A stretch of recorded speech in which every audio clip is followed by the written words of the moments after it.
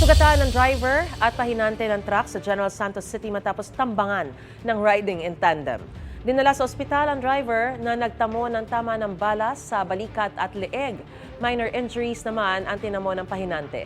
Ayon sa pulisya, huminto ang mga biktima para i-check ang kanilang sasakyan hanggang sa lapitan sila ng riding in tandem sa binaril. Tumakas sa mga suspect. Bago pa maisugod sa ospital, tinukoy ng driver na dati raw niyang live-in partner ang angkas ng namaril na rider. Nahanap at inaresto ang babae na itinangging may kinalaman siya sa pamaril sa biktima. Hindi rin daw siyang angkas ng namaril na rider. Tinutugis pa ang rider. Ayon sa pulisya, personal na away ang tinitingnang motibo sa krimen. Gusto mo bang mauna sa mga balita? Mag-subscribe na sa GMA Integrated News sa YouTube at tumutok sa unang balita.